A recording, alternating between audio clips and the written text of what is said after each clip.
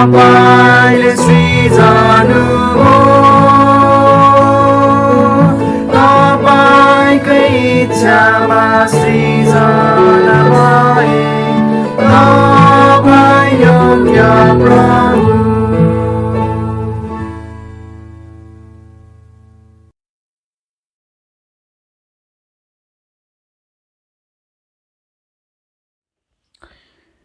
हुन्छ, तपाईहरु सबैजनालाई प्रभु येशू ख्रीष्टको नाउँमा जय मसीह। आउनुस् हामी हाम्रो अध्ययनलाई आज पनि अगाडि बढाउने छौं र हामीले गएको हप्तादेखि हाम्रो लडाई, हाम्रो शत्रु र हाम्रो हतियार भन्ने विषयमा अध्ययन गरिरहेका थियौं। परमेश्वरको हात हतियार सहित प्रभुमा बलियो भई बढ्दै जाने सम्बन्धमा यो चाहिँ एउटा छोटो अध्ययन रहेको छ। आज हामी हाम्रो व्यवहार कस्तो हुनुपर्छ भन्ने विषयमा अध्ययन गर्न जाँदैछौं। हाम्रो व्यवहार भन्नाले अरू मानिसहरूप्रति हाम्रो व्यवहार कस्तो हुनुपर्छ, हामी त्यस विषयमा आज सिक्नेछौं। सुरुमा हामी प्रार्थना गरौं अनि त्यसपछि हामी अगाडि बढ्नेछौं। आउनुस् म प्रार्थना गर्छु। हे पिता, हामी तपाईँ प्रभुको सामु आउँदछौं र तपाईसँग तपाईको वचनबाट सिक्नको निम्ति हामीलाई सहायता मिलोस् भनी हामी प्रार्थना गर्दछौं।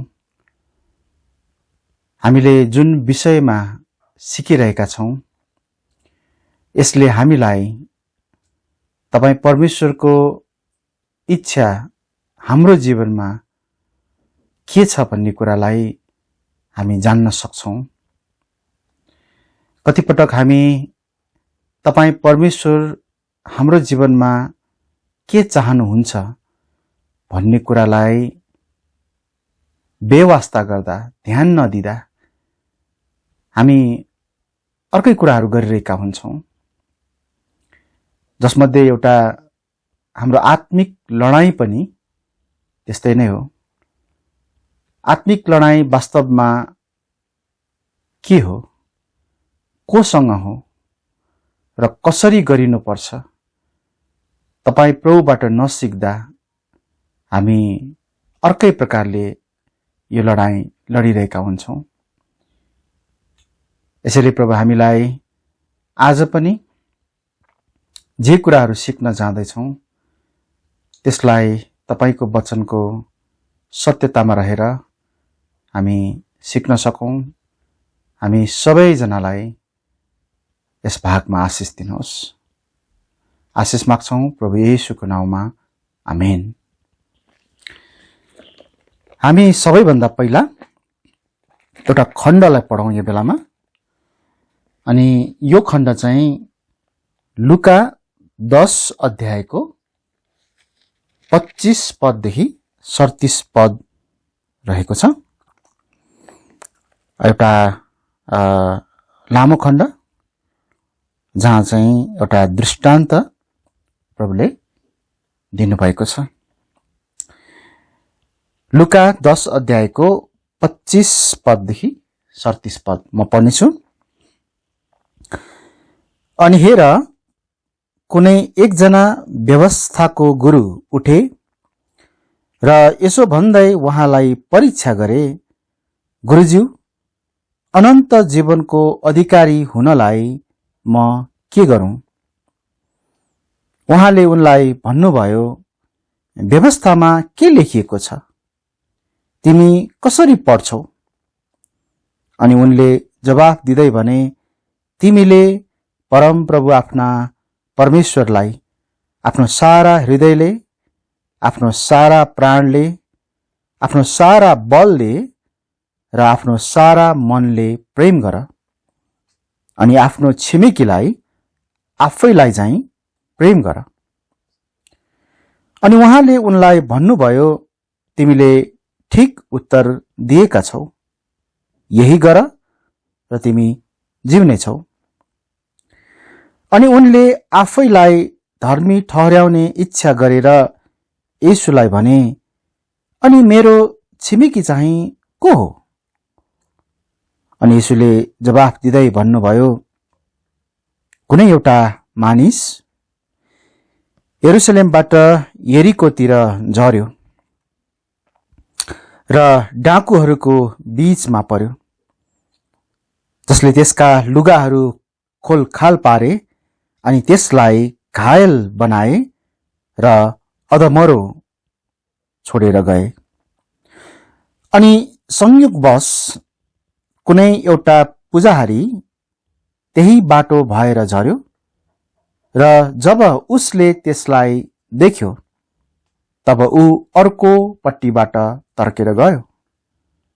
अनि त्यही प्रकारले एउटा लेवी पनि त्यस ठाउँमा आइपुग्यो अनि आएर त्यसलाई हेर्यो र अर्को पट्टिबाट तर्केर गयो।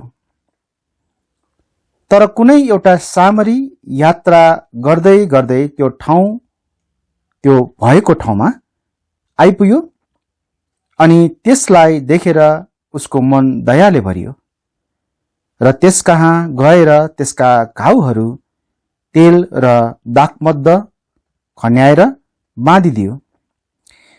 अनि त्यसलाई आफ्नै पशुमाथि बसालेर त्यसलाई एउटा पौवामा ल्यायो र त्यसको सुसार गर्यो।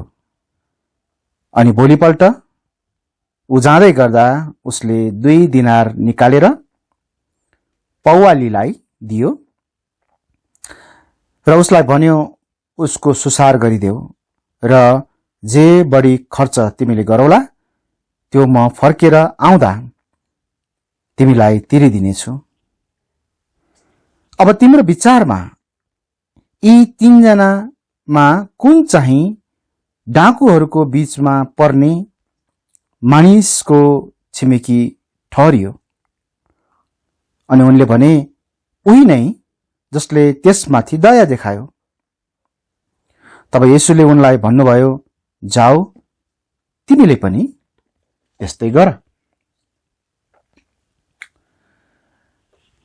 हामी हाम्रो जीवनमा राम्रा कुराहरू यति धेरै गर्नमा व्यस्त हुन्छौं कि अक्सर हामीले सबैभन्दा उत्तम कुराहरूलाई व्यवस्था गरिरहेका हुन्छौं। ती उत्तम कुराहरू के हुन्? आज हामी त्यही कुरालाई थाहा गर्नेछौं, त्यही कुरालाई हेर्नेछौं। हामीले भर्खर पढेको यस खण्डमा, यस दृष्टान्तमा,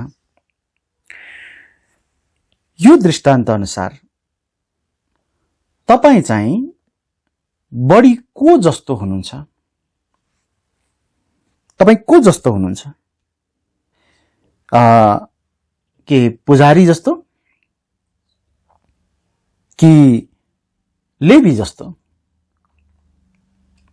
वा सामरी जस्तो? तपाई को जस्तो हुनुहुन्छ? अब यो चाहिँ तपाई आफैले आफ्नो न्याय गर्नुस्। मैले भन्न सक्दिन तपाई को जस्तो हुनुहुन्छ भनेर। यो चाहिँ हामी सबैले आफैलाई जाँच्ने कुरा भयो। तर तपाईले जब आफैलाई जाँच्नुहुन्छ र म चाहिँ यो व्यक्ति जस्तो देखिन्छु, यो व्यक्ति जस्तो लाग्छ भनेर भन्नुहुन्छ भने तपाई किन त्यो व्यक्ति जस्तो हुनुहुन्छ? तपाईलाई प्रश्न, तपाई किन त्यो व्यक्ति जस्तो हुनुहुन्छ? यी प्रत्येक मानिसहरूले त्यस खाँचोमा परेको मानिसलाई के कस्तो खालको व्यवहार गर्यो भन्ने कुरालाई हामीले ध्यान दिनुपर्छ। हामी त्यही कुरालाई ध्यान दिउँ। अरू मानिसहरू प्रति कस्तो व्यवहार गर्नुपर्छ भन्ने सवालमा आज हामी कसरी जिउनुपर्छ? आज हामी कसरी जिउनुपर्छ? यस बारेमा तपाईले के गर्दै हुनुहुन्छ र किन गर्दै हुनुहुन्छ? तपाई के गर्दै हुनुहुन्छ भने किन गर्दै हुनुहुन्छ? परमेश्वरको वचन बाइबलमा यसको निम्ति धेरै सल्लाहहरू र निर्देशनहरू छन्। हामी आजै नै सबै कुराहरू त सिक्न सक्दैनौं, तर केही कुराहरू भने आज हामी हेर्न जाँदैछौं। म तपाईहरुसँग अनुरोध गर्छु, तपाई आफैले पनि यस विषयमा हामी कसरी जिउनु पर्छ भन्ने कुरा सिक्नको निम्ति थप अध्ययन आफै गर्नुहोस्। तर आउनुहोस् हामी केही कुराहरू चाहिँ आज यहाँ हेर्नेछौं। सबैभन्दा पहिलो कुरा, वास्तविक खाँचोहरूलाई हेर्ने समय निकाल्नुहोस्। वास्तविक खाँचोहरूलाई हेर्ने समय निकाल्नुहोस्। जीवनको यात्रामा हामी ज्यादै व्यस्त छौं, आफ्नो निम्ति र परिवारको निम्ति पनि। एउटा विश्वासी भएको हुनाले सबै राम्रो पनि गरिरहेका छौं होला, तर कतै हामी एकसुरले हिँडिरहेका त छैनौं। आफ्नै तालले मात्रै, आफ्नै तरिकाले मात्रै हिँडिरहेका त छैनौं। अब पुजारी र लेवीले, यो हामीले भर्खर पढेको खण्डमा पुजारी र लेवीले भन्न सक्थ्यो कि त्यस मानिसलाई मैले कुटेको पनि होइन, त्यस मानिसलाई मैले लुटेको पनि होइन, यसैले मैले उसलाई सहयोग नगर्दैमा के फरक पर्छ र? हैन त? वास्तवमा पुजारी र लेवीले त्यो मान्छेलाई कुटेको पनि होइन, लुटेको पनि होइन। उनीहरूले त्यो भन्न सक्थ्यो, मैले किन सहयोग गर्ने, मैले सहयोग नगरे पनि भइहाल्छ नि, मैले गरेको हो र? एकतर्फी रूपमा आफ्नै दृष्टिमा यो ठीक देखिएला, तर प्रभुले भने उनीहरूलाई भन्दा, अर्थात् पुजारी र लेवीलाई भन्दा सामरीलाई असल छिमेकी देख्नुभयो, असल छिमेकी भन्नुभयो। अब तपाईलाई र मलाई पनि एउटा प्रश्न छ, तपाई र म कतातर्फ जाँदैछौं? मतलब हाम्रो जीवनको यात्रा कतातर्फ छ? हामी कुन बाटो लिएर हिँड्दैछौं? ध्यान दिनुस् है, कतै आफ्नै निम्ति मात्र हिँडिरहेका छौं कि आफ्नै निम्ति मात्र हिँडिरहेका छौं कि? अब यो कुरालाई ध्यानमा राख्दै, यो प्रश्नलाई ध्यानमा राख्दै हामी यो याद गरौं कि परमेश्वरले हामीलाई अरूहरूको जीवनमा के भइरहेको छ त्यसबारे जानकारी राख्न पनि भन्नुभएको छ। बुझ्दै हुनुहुन्छ है? परमेश्वरले हामीलाई अरूहरूको जीवनमा के भइरहेको छ त्यस बारेमा जानकारी राख्न पनि भन्नुभएको छ। म तपाईहरुलाई देखाउन चाहन्छु हितोपदेश 29 अध्यायको 7 पदमा हामीलाई प्रभुले यो कुरा देखाउनु भएको छ। हितोपदेश 29 अध्यायको 7 पद यहाँ लेखिएको छ, धर्मी जनले गरीबहरूको अधिकारको विषयमा विचार गर्छ, तर दुष्टले त्यस विषयलाई जान्ने ख्यालै गर्दैन।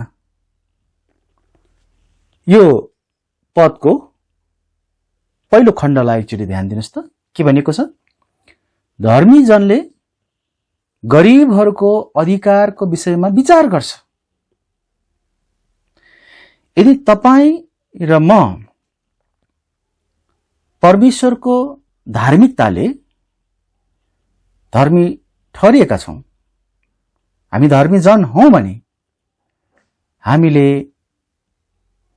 अप्ठ्यारोमा परेकाहरू, गाह्रो अवस्थामा परेकाहरूको विषयमा विचार गर्नै पर्छ। जसले विचार गर्दैन, ख्याल गर्दैन, त्यसलाई त यहाँ दुष्ट भनिएको छ। विचार गर्नुपर्ने कुरा रहेछ है। यो कसैको चियो चासो गर्ने कुरा होइन वास्तवमा है। यो पदले हामीलाई त्यो सिकाउँदैन। कसैको चियो चासो गर्न खोजेका होइनौं हामीले, तर हामीले वास्ता राख्ने काम गर्न खोजेका हौं। हामीले अरूको वास्ता गर्नुपर्छ। कसैको चियो चर्चो गर्नु र कसैको वास्ता गर्नुमा फरक छ, र यो पदले हामीलाई सिकाउँदछ कि हामीले अरूको वास्ता गर्नुपर्छ। पहिलो कुरालाई हामीले हेरेर के बुझ्यौं भन्दा, वास्तविक खाँचोहरूलाई हेर्नको निम्ति हामीले समय निकाल्नु पर्ने रहेछ। त्यहाँ हाम्रो वरपर त्यहाँ खाँचोमा परेका व्यक्तिहरू हुन सक्छन्, धेरै हुन सक्छन्। अब खाँचो पनि फेरि कस्तो प्रकारको खाँचो हो हामीले त्यो पनि ध्यान दिनुपर्छ। हामी अन्तिममा हेर्नेछौँ सबैभन्दा ठूलो खाँचो चाहिँ के हो भन्ने कुरा। तर हामीले हाम्रो वरपर खाँचोमा परेकाहरूलाई हेर्ने र उनीहरूको वास्ता गर्ने समय निकाल्नुपर्छ। दोस्रो कुरा, परमेश्वरको दृष्टिमा उत्तम कुराहरू जसलाई भलाइ भनिएको छ, त्यो गर्ने समय निकाल्नुपर्छ। हामीले निकाल्नुपर्छ। परमेश्वरको दृष्टिमा भलाइ गर्ने समय निकाल्नुपर्छ। अब राम्रो मात्रै गर्नु राम्रै हो।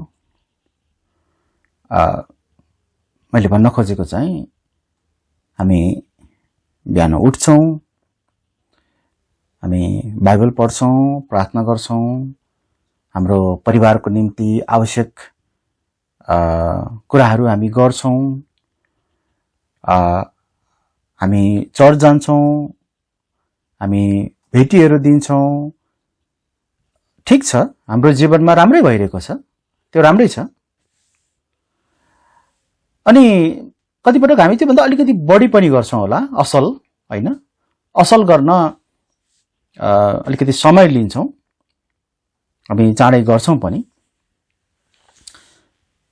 तर परमेश्वरले चाहनु भएको यो भलाइ, उत्तम कुराहरू गर्न पनि हामी पछि पर्नु हुँदैन। यो चाहिँ अझ बढी हामीले चाहिँ गर्ने कुरा, अझ बढी र विशेष गरी अब परमेश्वरको निम्ति हामीले गर्ने कुराहरू। अनि यसमा चाहिँ प्रार्थनाको आवश्यक पर्छ।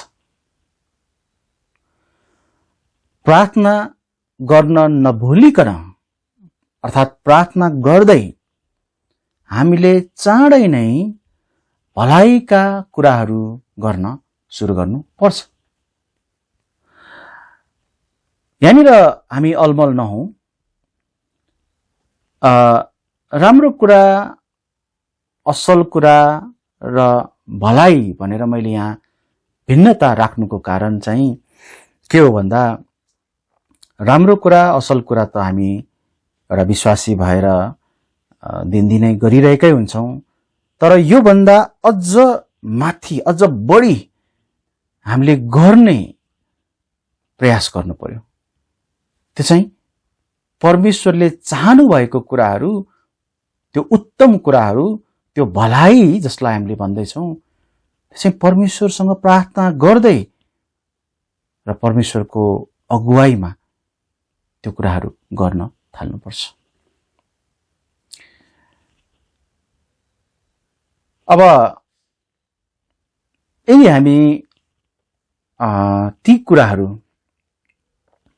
ती खाँचोहरूलाई, ती वास्तविक खाँचोहरूलाई हामीले अब हेर्यौँ, हामीले भेट्टायौँ मानौँ होइन, र हामीले अब त्यसको निम्ति केही गरौँ भन्ने समय पनि निकाल्यौँ, त्यसपछि चाहिँ अब तेस्रो कुरा, त्यसलाई कसरी व्यवहारमा ल्याउने, त्यसलाई कसरी सम्पन्न गर्ने त, त्यसको निम्ति तयार हुनलाई पनि हामीले आफैलाई ध्यान दिनुपर्छ है। तेस्रो कुरा चाहिँ मैले यहाँ देखाउन खोजेको, तयार हुन ख्याल राख्नुहोस्, ध्यान राख्नुहोस्। पहिलो कुरा हामी ध्यान दिउँ यसमा, अरूहरूको भलाइ गर्न तयार हुनुपर्छ। हामी अरूको भलाइ गर्न तयार हुनुपर्छ। तयारी हृदय। मसँग पहिलो पत्रुस 2 अध्यायको 15 पद अनि 16 पद पढ्नको निम्ति तपाईहरु जानुहोला। पहिलो पत्रुस 2 अध्यायको 15 पद अनि 16 पद। यस्तो लेखेको छ, किनकि परमेश्वरको इच्छा यही हो, तिमीहरूले असल काम गरेर मूर्ख मानिसहरूको अज्ञानतालाई चुप पारिदेऊ। स्वतन्त्र मानिसहरू जस्तो, तर वैरभावलाई ढाकछोप गर्ने चीजको रूपमा स्वतन्त्रतालाई प्रयोग नगर्ने, तर परमेश्वरका दासहरू जस्तो। देख्नुभयो यहाँ हामीले के पाउँछौं त? हामी अरूको भलाइ गर्न तयार हुनुपर्छ। यो परमेश्वरको इच्छा हो। यहाँ असल काम भनेको छ यसलाई। तर जब यो गर्छौं हामी चाहिँ कसरी गर्छौं त भन्दा वैर भावहरू नराखिकन, मतलब कसैप्रति कुनै मानिसप्रति नराम्रो विचार नराखिकन, शत्रुता नराखिकन, रिस नराखिकन, तीतोपना नराखिकन, तर परमेश्वरका दासहरू जस्तो। मानौ कि तपाईको छिमेकीले तपाईलाई एकदम मन पराउँदैन, तपाईलाई एकदमै तुच्छ ठान्छ, त के त्यसो भन्दैमा तपाईले त्यस व्यक्तिलाई परमेश्वरको मुक्तिको सन्देश नसुनाउने त? मानवीय स्वभावले त हामीलाई लाग्न सक्छ, यो मान्छेले मलाई पटक्कै मन पराउँदैन, त्यही भएर किन यसलाई सुसमाचार सुनाउने? तर यहाँ त्यस्तो होइन। यसैले त्यो मानिस जस्तो सुकै मानिस किन नहोस्, भलाइ गर्नको निम्ति तयार हुनुहोस्। अर्को कुरा, भलाइ गर्न नथाक्नुहोस्। हामी कहिलेकाहीँ सुन्छौं नि है, हाम्रा पुराना विश्वासीहरू उहाँहरूले कहिलेकाहीँ भन्नुभएको सुन्छौं, पहिला पहिला त हामीले धेरै सुसमाचार सुनायौं, धेरै मानिसहरूलाई पर्चा बाँड्यौं, धेरै मानिसहरूलाई प्रभुमा ल्यायौं, पहिला पहिला है। यसको अर्थ चाहिँ अहिले चाहिँ त्यति साह्रो भइरहेको छैन जस्तो। यो के हो त? यो थकान हो, थाकेको हो। उहाँहरूलाई धन्यवाद छ, विगतमा उहाँहरूले धेरै प्रभुको निम्ति राम्रो गर्नुभयो र उहाँहरूलाई त्यसको इनाम पनि छ। तर प्रभु भन्नुहुन्छ नथाक्नु, यो निरन्तर गरिरहनु पर्ने कार्य हो। मसँग गलातीको पुस्तकमा एकचोटि जानुहोस् त। गलातीको पुस्तक 6 अध्यायमा म केही पदहरू पढ्नेछु, 7 पददेखि 10 पदसम्म। त्यहाँ यस्तो लेखेको छ, गलाती 6 अध्यायको 7 पददेखि 10 पद। धोकामा नपर, परमेश्वर ठट्टामा उडाइनुहुन्न, किनकि मानिसले जे छर्छ त्यसैको कटनी पनि गर्नेछ। किनकि जसले आफ्नै शरीरका निम्ति छर्छ त्यसले शरीरबाट विनाशको कटनी गर्नेछ, तर जसले आत्माका निम्ति छर्छ उसले आत्माबाट अनन्त जीवनको कटनी गर्नेछ। अनि हामी भलाइ गर्न नथाकौं है, के त यहाँनिर भलाइ गर्न नथाकौं, किनकि हरेस खाएनौं भने हामीले ठिक समयमा कटनी गर्नेछौं। यसकारण हामीसँग मौका हुँदा नै सबैका लागि भलाइका काम गरौं, विशेष गरेर विश्वासका घरानाहरूका लागि। एउटा किसानले यो वर्ष बाली लगाएर खेतमा काम गरेर हैन, अर्को वर्षदेखि अब म गर्दिन पक्क पनि भन्दैन। उसले आफ्नो बलले, आफ्नो शरीरले भ्याएसम्म जीवनभर उसले चाहिँ नथाकिकन उसले रोप्ने, छर्ने, त्यसलाई गोडमेल गर्ने र त्यसलाई कटनी गर्ने गरिरहन्छ। हाम्रो लागि पनि प्रभु यही चाहनुहुन्छ कि हामी अरूको भलाइ गर्न जीवनभर हामी नथाकौं। अर्को कुरा, भलाइ गर्दा मिलापको सिद्धान्त वा जीवन, मिलापको जीवन हुनु एकदम आवश्यक छ। रोमी 12 अध्यायलाई एकचोटि हेरौं। रोमी 12 अध्यायको 17 पददेखि 19 पदसम्म म पढ्नेछु। रोमी 12 अध्यायको 17 देखि 19।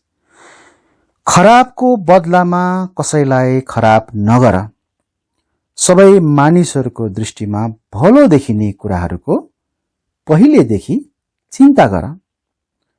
सम्भव भए तिमीहरूबाट जहाँसम्म हुन सक्छ सबै मानिसहरूसँग मेल मिलापमा बस।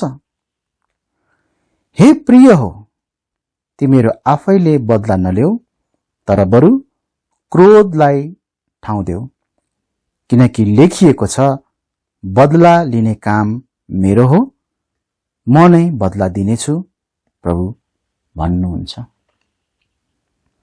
अब यहाँनिर सिक्न सक्ने कुरा चाहिँ के हो भन्दा, यदि तपाईँ र मैले मिलापको सिद्धान्तलाई बुझेका छैनौं, हामीसँग मिलापको जीवन छैन भने हामी अरूलाई भलाइ गर्न सकिरहेका हुँदैनौं। त्यो हामीलाई मतलब नभएको कुरा हुन्छ। के मतलब? म किन उसलाई परमेश्वरको बारेमा बताउने? ऊ आफैले जानुन्। उसले पाप उसले नै गर्ने हो, उसले नै दण्ड भोग्ने हो। मैले किन सुनाउनु, किन बताउनु? सायद त्यस्तो प्रकारको विचार आउँछ यदि मिलापको बारेमा हामी बुझ्दैनौँ भने।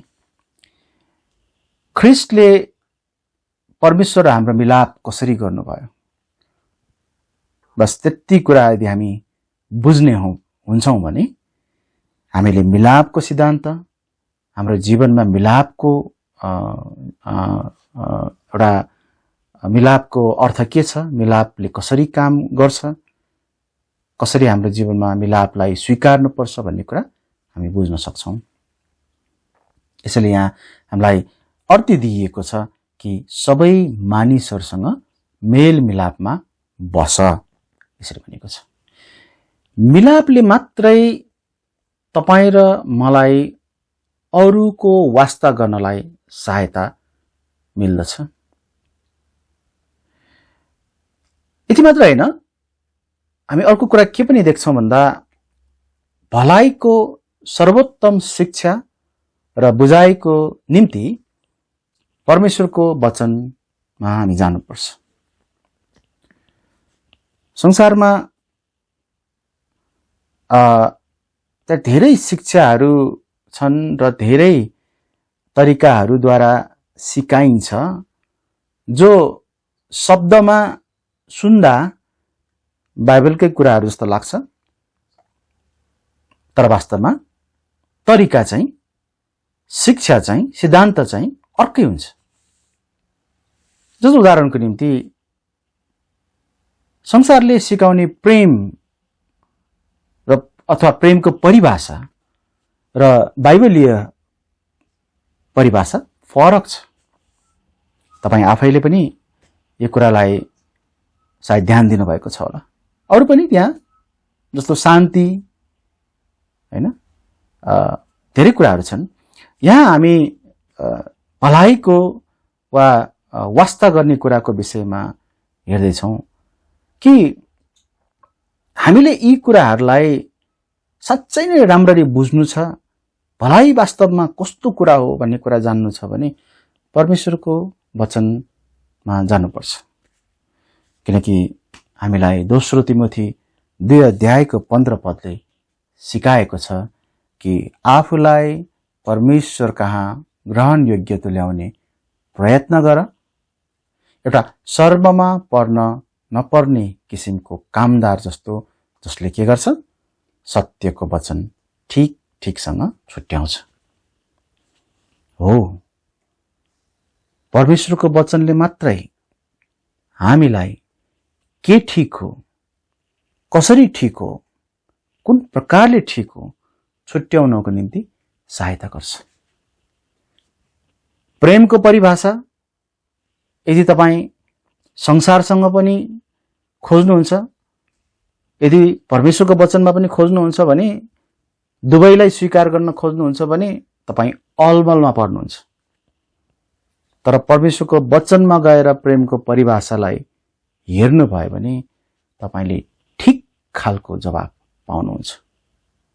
यसरी नै भलाइको सम्बन्धमा बाइबलका शिक्षा पनि त्यहाँ सत्य र ठीकसँग प्रभुले हामीलाई दिनुभएको छ। हामीले त्यहीँबाट सिक्नुपर्छ। अरूको वास्ता गर्ने सम्बन्धमा हामीले दिने सिद्धान्तबाट एउटा दृष्टिकोण बनाउन सक्छौं। दिने सिद्धान्तबाट है, म यसलाई फेरि एकचोटि भन्न चाहन्छु। हामी अरूको वास्ता गर्न चाहन्छौं, हामी अरूलाई भलाइ गर्न चाहन्छौं। यो सम्बन्धमा यो कस्तो खालको कुरा हो भन्ने कुरा बुझ्नलाई दिने सम्बन्धमा हामीले भेटिदिन्छौं नि, हैन? त्योबाट एउटा सिद्धान्त हामी हेरेर यो दृष्टिकोणलाई बनाउन सक्छौं। जस्तो खाँचो परेको ठाउँमा हामीले दिनुपर्छ, बाइबलले सिकाउँछ। दिने कुरामा हामीले पर्खनु हुँदैन, बाइबलले त्यो सिकाउँछ। हामीले नियमित दिनुपर्छ, बाइबलले त्यो सिकाउँदछ। तपाईं र मेरो दियाई हर्ष साथ हुनुपर्छ, त्यो पनि बाइबलले सिकाउँछ। र कहिले पनि पाउने मनसायले दिनु हुँदैन, त्यो प्रकारको सिद्धान्त पनि बाइबलले सिकाउँछ। पाउने मनसायले भन्दाखेरि तपाईले केही दिँदै हुनुहुन्छ, तर यो दिएपछि चाहिँ मैले त्यसको प्रतिफल पाउँछु कि, अथवा त्यसबाट मुनाफा भन्छ, नाफा लिने, फाइदा लिने, त्यस्तो खालको दियाई छ भने, त्यो मनसाय त्यस्तो छ भने त्यो ठिक दियाई होइन। केही पदहरू म पढ्न चाहन्छु ताकि हामी यी पदहरूले दिने सम्बन्धमा सिकाउँछ, तर अरूको भलाइ गर्ने सवालमा पनि यी कुराहरूले चाहिँ, यी पदहरूले चाहिँ हामीलाई केही सिद्धान्त चाहिँ हामीलाई दिन सक्छ है। जस्तो कि लुका 6 अध्यायको 38 पदलाई पढ्नेछु। यहाँ एउटा सिद्धान्त छ। लुका 6 अध्यायको 38 पदमा हामी सायद धेरैलाई थाहा पनि छ। यहाँ लेखिएको छ, देव र तिमीहरूलाई दिइनेछ पुरा पुरा नाप, खाँदी खाँदी र हल्लाई हल्लाई र पोखिने गरी मानिसहरूले तिमीहरूका काखमा हालिदिनेछन्, किनकि जुन नापले तिमीहरू नाप्दछौ त्यही नापले तिमीहरूका निम्ति फेरि नापिनेछ। सिद्धान्त के हो भन्दाखेरि पहिला हामीले दिनुपर्छ, तब हामीलाई दिइनेछ। अब हामीलाई दिने आशाले दिने होइन, तर हामीले दिने इच्छा हृदय बनाएर दिने हो। कसैको खाँचो पूरा गर्नलाई अथवा कसैलाई सहायता गर्नलाई, कसैलाई भलाइ गर्नलाई पहिला कदम हामी आफैले चाल्ने हो। भलाइ पनि त्यस्तै नै हो। पहिला अरूले मलाई भलाइ गरोस् अनि म गर्नेछु त्यो होइन, तर म पहिला गर्नेछु भलाइ, र त्यसपछि उसले वा हैन त्यस बापतको मलाई एउटा भलाइ फेरि आउँछ भने ठिकै छ, नआए पनि ठिकै छ। त्यो प्रकारको मन चाहिँ हामीमा हुनु पर्यो। अर्को कुरा जस्तो हितोपदेशमा हामी एउटा के पाउँछौँ भन्दा हितोपदेश 3 अध्यायको 27 र 28 मा तपाईहरु त्यहाँ जान सक्नुहुन्छ। त्यहाँ चाहिँ जसले भलाइ गर्नुपर्छ, गर्न चाहन्छ, गर्नुपर्छ, उसले चाहिँ आफूले सक्ने जति गर्नुपर्छ, आफ्नो शक्तिले भ्याएसम्म भनि सिकाएको छ। म पढ्ने छु यहाँ 27 र 28 पद हितोपदेश 3 को। जसको भलाइ गर्नुपर्छ सो गर्ने शक्ति तिम्रो हातमा छ भने तिमीहरूको भलाइ गर्नदेखि पछि नहट। तिमीसँग छ भने आफ्नो छिमेकीलाई जाऊ, पछि फेरि आऊ र भोलि म दिउँला नभन। सिद्धान्त के हो भन्दाखेरि हामीले भलाइ गर्ने कुरामा पर्खनु हुँदैन है। म त्यो व्यक्तिको भलाइ भोलि गर्नेछु, तर खाँचो त आज परिरहेको हुन सक्छ। त्यो कुटाइ खाएको व्यक्ति, त्यो लुटिएको व्यक्तिलाई त्यस सामरीले आएर यसो हेरेर घाइते भएको रहेछ, कुटाइ खाएको रहेछ, लुटिएको रहेछ, ल सहयोग चाहिँ म भोलि आएर गर्छु, के त्यो मिल्थ्यो होला र कुरा? पक्कै पनि मिल्दैन थियो। यहाँनिर यो पदले हामीलाई के बुझाउँछ भन्दा हामीले भलाइ चाहिँ जुन बेलामा गर्नुपर्ने हो त्यही बेलामा गर्नुपर्छ, पर्खनु हुँदैन। यसैगरी हामी पहिलो कोरिन्थी 16 अध्यायको 1 पददेखि 2 पदसम्म यदि हामी पढ्छौं भने त्यहाँनिर हामीले दिने कुरामा नियमित त्यसलाई दिनुपर्छ। दिने भनेको चाहिँ मन लागेको बेलामा दिने, मन नलागेको बेलामा नदिने, यो साल दिने, अर्को साल नदिने, यो हप्ता दिने, अर्को हप्ता नदिने, त्यस्तो होइन। हामीले दिइरहनु पर्छ। हामी त्यो कुरा सिक्न पाउँछौं। म त्यहाँ पढ्ने छैन अहिले, तर सिद्धान्त त्यहाँबाट के पाउँछौं भन्दाखेरि चाहिँ भलाइ गर्ने कुरा पनि त्यस्तै नै हो। हामीले कुनै व्यक्तिलाई अथवा कसैलाई आज भलाइ गर्छु अनि भोलि उसलाई आवश्यक परेको बेलामा भलाइ भोलि चाहिँ गर्दिन, त्यस्तो हुँदैन। हामीले भर्खर हितोपदेशमा पनि पढ्यौं, हामीसँग छ भने, हामीसँग भलाइ गर्न सक्ने अवस्था छ भने जुन बेलामा पनि सधैँ नै हामीले गरिरहनु पर्छ। त्यो कुरा सिकाइएको। त्यति मात्र होइन, यदि हामी दोस्रो कोरिन्थी 9 अध्यायको 6 पददेखि 10 पदसम्म हामी हेर्छौँ भने दिने सम्बन्धमै त्यहाँ सिकाइएको छ। तर के सिकाइएको छ भन्दाखेरि दिनलाई चाहिँ हामीले हर्ष साथ दिनुपर्छ, गनगन गरेर होइन, अनि पाउने मनसायले पनि होइन, फिर्ता पाउने मनसायले पनि होइन। यो खण्ड पनि तपाईँ पछि हेर्नुहोस् आफैले। तर यो खण्डबाट एउटा सिद्धान्त हामी के लिन सक्छौँ भन्दाखेरि भलाइको सवालमा पनि त्यस्तै नै हो। कसैको भलाइ गर्दै हुनुहुन्छ तर मनमा कालो छ, मनमा उप्रति नराम्रो सोच छ, करले गर्नु परेको छ भलाइ पनि, कसैको दबावमा गर्नु परेको छ भलाइ पनि। यदि त्यस्तो छ भने त्यो चाहिँ परमेश्वरको दृष्टिमा गरिएको ठिक प्रकारको भलाइ होइन। र अर्को कुरा, हामीले भलाइ गर्दाखेरि चाहिँ त्यस बापत मैले केही फाइदा लिन्छु भनेर पनि हामीले भलाइ गर्ने होइन। हिजो आज हामीलाई थाहा छ नि हैन, राहत वितरण गर्नेहरू दिनलाई होइन तर पाउनलाई चाहिँ दिने गर्छन्।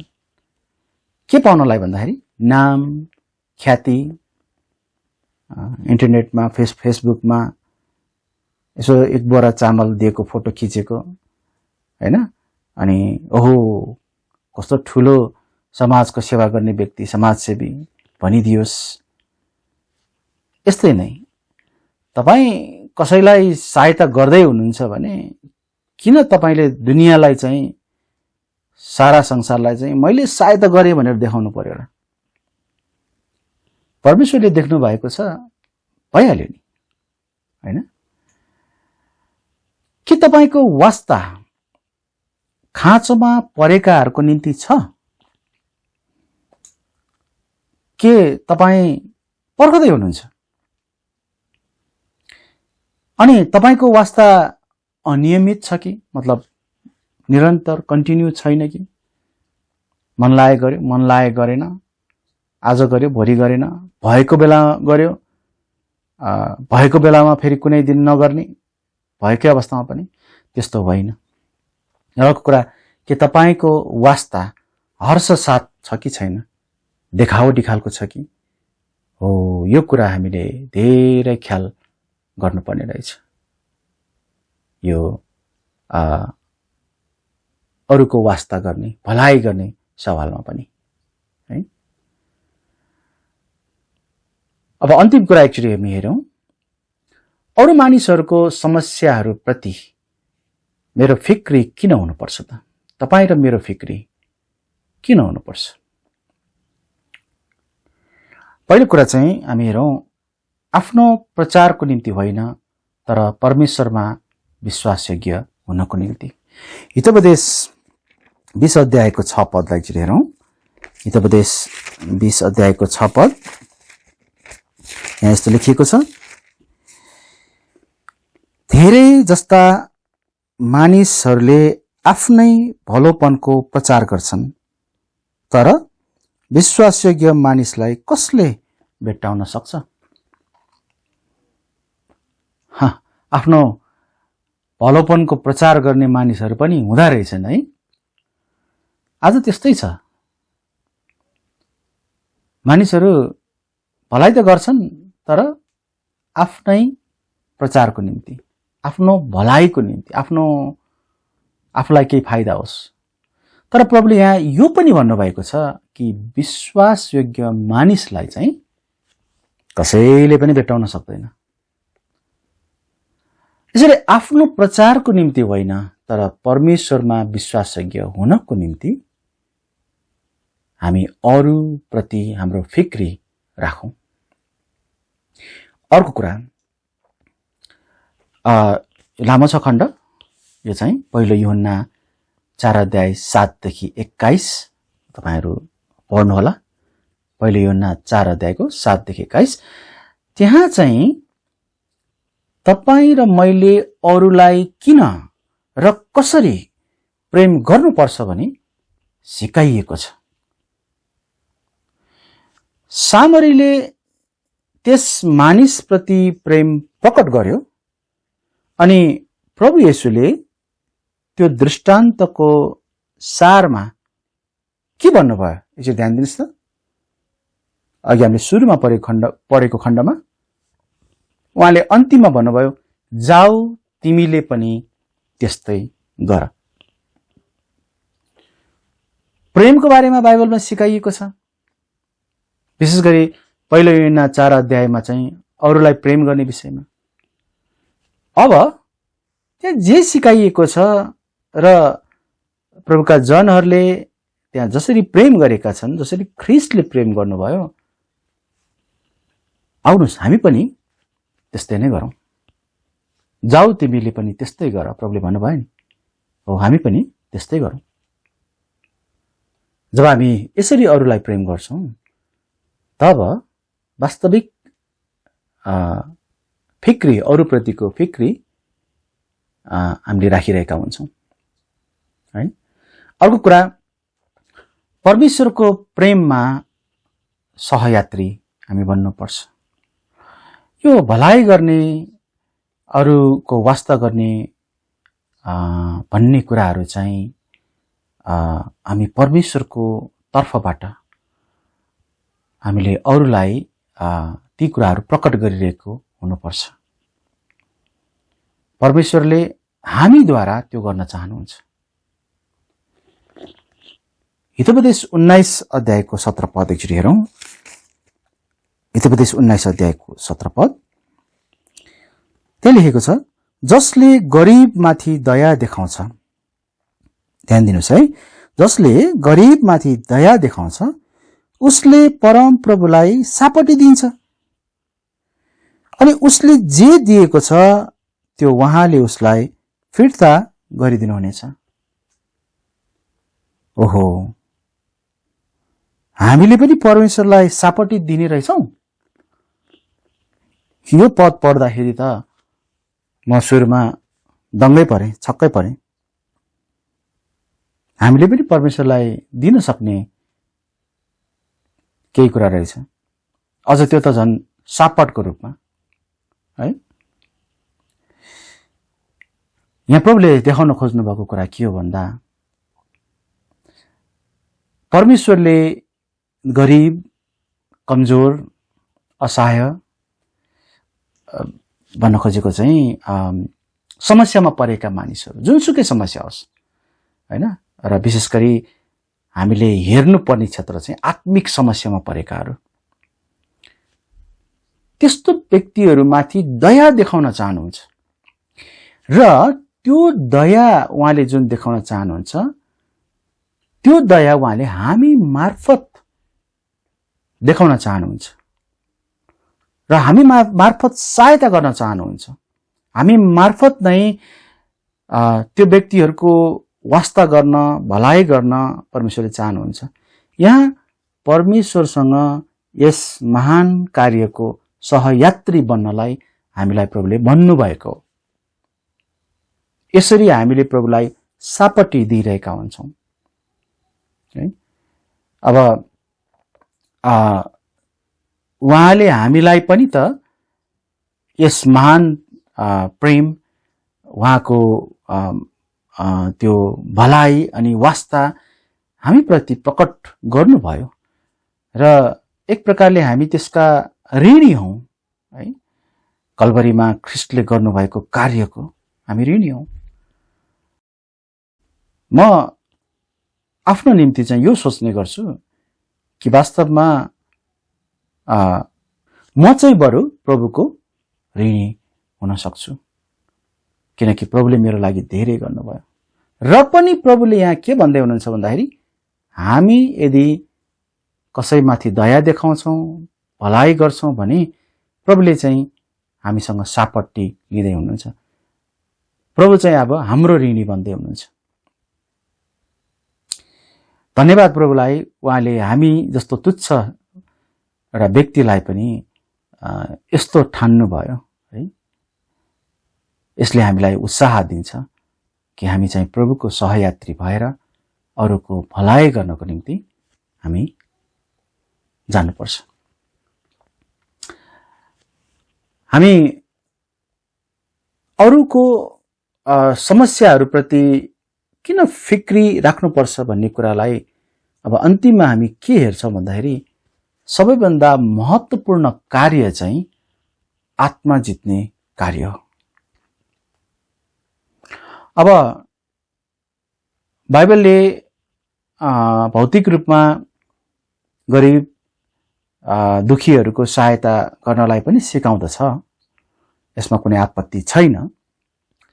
तर बाइबलले त्योभन्दा पनि धेरै धेरै माथि चाहिँ धेरै धेरै ठुलो महत्त्वका साथ चाहिँ आत्मिक खाँचोमा परेकाहरू, आत्मिक गरिबहरूलाई चाहिँ सहायता गर्नको निम्ति सिकाउनु भएको छ। परमेश्वरको सम्पूर्ण कार्य नै त्यसमा केन्द्रित छ। उहाँको सम्पूर्ण योजना नै, क्रुसको महान कार्य, यी सबै कुरा त्यसैमा केन्द्रित छ। यसैले परमेश्वरको निम्ति आत्माहरू जित्नलाई हामीलाई मौका दिनुहोस् भनेर हामीले परमेश्वरसँग सहायता माग्नुपर्छ र उहाँले हामीलाई त्यो मौका पक्कै दिनुहुनेछ। हामीले यो विषयलाई हेर्दाखेरि एउटा कुरामा हामी ध्यान दिउँ कि अरू मानिसहरू हाम्रो शत्रु होइनन् र हामीले उनीहरूप्रति कस्तो व्यवहार गर्नुपर्छ भन्ने कुरालाई हेर्दै जाँदाखेरि उनीहरूप्रति गरिने राम्रा व्यवहारहरू, असल व्यवहारहरूको परिणामले चाहिँ उनीहरूलाई प्रभुमा डोर्याउने कार्य भएको होस्, उनीहरूलाई प्रभुमा डोर्याउन सकियोस्। हाम्रो सबैभन्दा अन्तिम लक्ष्य र सबैभन्दा मुख्य लक्ष्य र सबैभन्दा ठूलो लक्ष्य यही नै हुनुपर्छ। निष्कर्षमा हौं आजको भागको निम्ति हामीले आज हेर्यौं कि हामीले अरू मानिसहरूप्रति कस्तो व्यवहार गर्नुपर्छ। हामीले आफ्नो जीवनमा अरू मानिसहरूको वास्ता राख्ने उद्देश्य पनि राख्नुपर्छ। हाम्रा शत्रु उनीहरू होइनन्, बरु हाम्रो वास्ताहरूले उनीहरूको आत्मा जित्नलाई मद्दत गर्छ यदि त्यस व्यक्तिले येशूलाई विश्वास गरेको छैन भने, है। अनि विश्वास गर्नेहरूको निम्ति पनि हामीले उस्तै नै वास्ता अनि भलाइ हामीले गर्नुपर्छ र त्यो पनि विशेष गरी चाहिँ आत्मिक क्षेत्रहरूमा, है, आत्मिक हुर्काइको निम्ति। गत हप्ता र आज हामीले अरू मानिसहरू हाम्रा शत्रु होइनन् भन्ने कुरामा बढी जोड दिएका छौं र आउने हप्ता चाहिँ हामी हाम्रा वास्तविक शत्रुहरू र त्यसका रणनीतिहरू, ट्याक्टिक्स भन्छ नि अंग्रेजीमा, हैन, रणनीतिहरूको बारेमा हामी सिक्नेछौं। अन्तमा म भन्न चाहन्छु, अरू मानिसहरूको वास्ता गर्नुहोस्, विशेष गरी उनीहरूको आत्मिक खाँचो र आत्माको उद्धारको निम्ति। हुन्छ, वचनको भागलाई म यही नै राख्नेछु, प्रार्थना गर्नेछु। त्यसपछि आजको यो भाग अनि सेवा हामी दुवै अन्त गर्नेछौँ। आउनुहोस् म प्रार्थना गर्छु। धन्यवाद छ पिता, तपाईको वचनबाट हामीले विभिन्न ठाउँमा हेर्दै शिक्षाहरू लिँदै सिद्धान्तहरूलाई हेर्दै अनि तपाईको इच्छा हाम्रो जीवनमा के छ ती कुराहरूलाई हामीले विभिन्न ठाउँहरूमा ध्यान दिँदै हामीले अरू मानिसहरूको वास्ता अनि भलाइ कसरी गर्नुपर्छ, उनीहरूप्रति हाम्रो व्यवहार कस्तो हुनुपर्छ, भन्ने कुराहरूलाई आज सिक्न हेर्न पायौँ। प्रभु यो धेरै महत्त्वपूर्ण छ भन्ने कुरालाई हामी जान्दछौँ प्रभु, किनकि विशेष गरी आत्मिक कुराहरू र आत्माको उद्धारको सवालमा यी व्यवहारका कुराहरू, यी व्यवहारिक कुराहरू ज्यादै महत्त्वपूर्ण छन्। हामीलाई यी कुराहरू जस्ताको तस्तै हाम्रो जीवनमा पालना गर्न, प्रयोगमा ल्याउन हामीलाई मद्दत गर्नुहोस्। यो संसारमा रहँदासम्म हामी भलाइ गर्न नथाकौँ, विशेष गरी हामी हराएका आत्माहरूप्रति अनि कमजोर र दुर्बल विश्वासीहरू, आत्मिक जीवनमा ढलमल भइरहेका मानिसहरूप्रति हामी यो वास्ता अनि भलाइ राख्न सकौँ, हामी प्रार्थना गर्दछौँ। हाम्रो लडाइँमा हामी कतिपटक हाम्रा सँगै रहेका मानिसहरूलाई दुष्टले प्रहार गरिरहँदा हामी वास्ता नगरिकन, मतलब नगरिकन बसिरहेका हुन सक्छौँ। हामी अर्कैतर्फ हेरेर आफ्नै लागि मात्रै हामी सोचेर बसिरहेका हुन सक्छौँ। अनि यस्तो अवस्थामा ती मानिसहरू समाप्त हुन सक्छ। ती मानिसहरू अन्तमा उनीहरू नाश हुन सक्छन्। अनि हामीलाई तपाईँ प्रभुले यो एउटा जिम्मेवारी दिनुभएको छ कि हामी उनीहरूप्रति सहयोगी बन्न सकौँ, वास्ता अनि भलाइ गर्ने कुराहरूद्वारा। प्रभु हामी तपाईको शिक्षाको निम्ति धन्यवाद दिँदै अनि यसपछिको हाम्रो यो सेवालाई पनि अन्त गर्ने, यो वचनको भागलाई पनि अन्त गर्ने अनुमति लिँदै हामी सबै कुराहरूको निम्ति आशिष माग्छौँ प्रभु यीशु ख्रीष्टको नाममा, आमेन। हुन्छ, तपाईहरू सबैजनालाई धेरै धेरै धन्यवाद। अनि हामी अब अर्को हप्ता फेरि भेट्नेछौँ। सबैलाई जय मसीह।